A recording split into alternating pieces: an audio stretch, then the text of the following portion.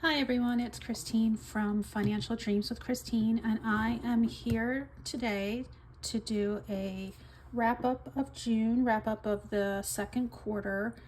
The first half of the year is done, and I wanted to keep you updated with what happened during the first half of the year. So please welcome back to my channel. I'm so happy that you're here today with me. Before we go over the major stuff, I do want to update a couple little things here for June. And that is going to be my June update on my spending. I do track 3 categories, and I usually do a weekly check-in, but now that the month has come to a close, I am going to go ahead and close this out. For groceries, I usually budget $1,000. And I came in under budget, so I wanted to let you know how much I wound up spending and how much I had left. So for groceries, the first week I spent $208.59. The second week, $219.62. The third week, $228.11. And the last week, $190.65. That came to $846.97. That's shopping at Lidl and ShopRite. And I believe there's a few little other things thrown in there, like a trip to McDonald's for my daughter, things like that. So let's subtract that from 1,000 and see that we had $153.03 left over. For my gas for the car, I budgeted $150. I spent $50 the first week. I did not spend and get gas the second week. The third week I filled up again, and the fourth week I did not. So I spent $100. Which means that there's $50 remaining. And for miscellaneous spending, I usually budget $200, but this month I only budgeted $100. I'm not sure if I remember the reason why, but anyway, here we go. So the first week of June, I spent $74.56. I think a lot of that was on budgeting supplies, like my binders and my prop cash. The second week of June, I spent $25.44. Wait a minute, I can't, is that right? Yeah, no, that's not right. Rewind. First week, I spent $74.56. The second week, I spent $5.33. The third week, I didn't spend anything. And the fourth week, I spent $42.59. That was mostly to take advantage of a sale that I knew was going to run out, and I wanted to buy my makeup on sale and not pay for full price. So that's $122.48. All right, so, and let's subtract that. Well, from 100, we went over $22.48. All right, let's add up everything that I spent.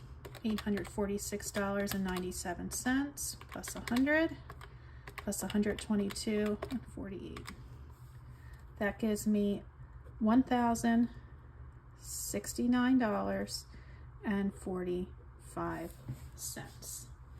And we'll subtract that from the $1,250, which I budgeted for the month, and we come under $180.55. What I did with that, I either used it towards some savings challenges or put a little extra in the bank for retirement. So that was how the month of June turned out, which was nice to be under. In the beginning of the month, I was really worried because I was grocery shopping and kept coming in over 200, and I usually don't. I usually hover around the 180 mark, but you know, at least by the end of the month it kind of evened out, and I wound up coming under for groceries, which is nice to be able to say, because I know a lot of people are struggling with that right now. So I am happy with that. Okay, so my weekly check-in, all my check-ins for the month are done. All right, now it's time to do my retirement sinking fund tracker, which I do at the end of every month. I am trying to save $25,000 for retirement. I'm a few years away. I would say 2 to 3 years away. I will be retiring early.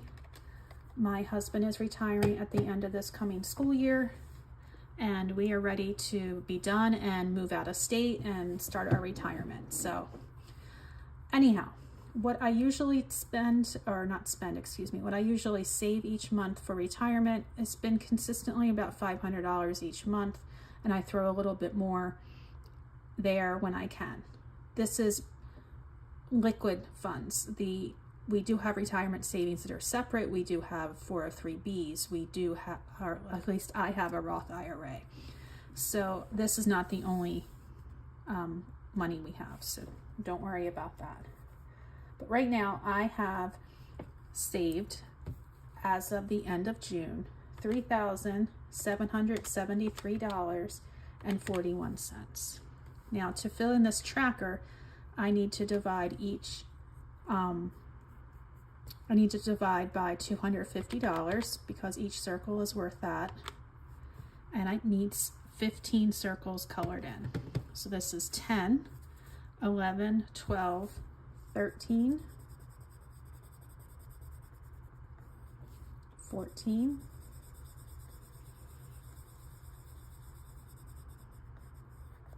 15.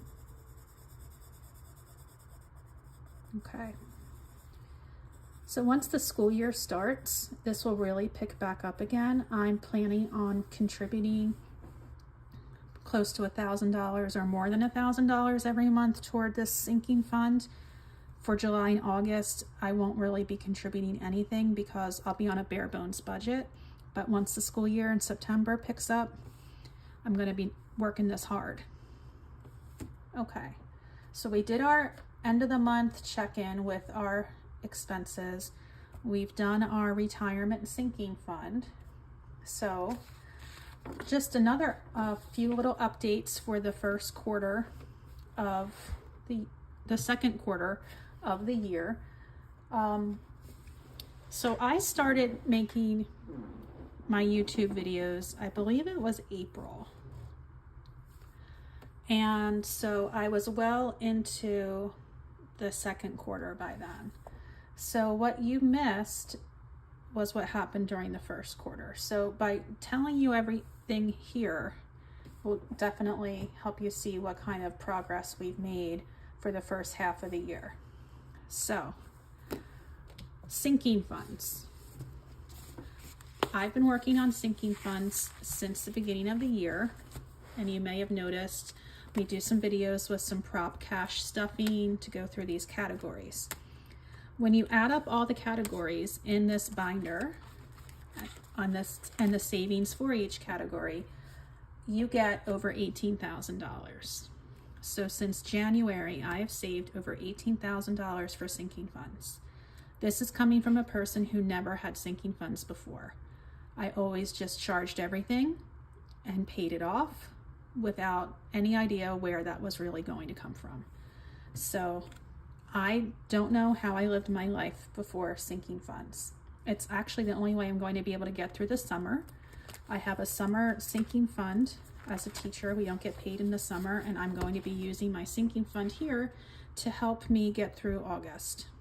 So it I don't know how to adequately express how much I feel security with sinking funds. It has changed my life.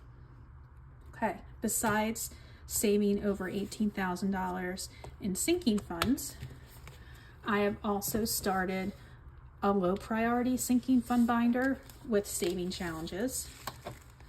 You might have seen my recent video of me doing some savings challenges and cash stuffings. These are categories I never planned for before. These are categories that I would get surprised by or never be prepared for. So it's what you see here is like a change of thinking, a change of mindset, where I'm prepared, where I'm looking for the future, looking to make the future work best for me. I'm already starting to save for moving expenses for when my husband and I sell our house in a few years. I mean, it's just so satisfying and also anxiety reducing, to be quite honest with you. Okay, so those are two big changes for me for this first half of the year, and I can't wait to see how those grow for the second half. Other big deals for me, and I'm going to flip to the front of this Budget Mom Budget by Paycheck binder, planner, whatever you call it. I wanted to share this with you. For the first half of the year, I have paid off over $18,000 of debt. We now just have our house that we are paying for.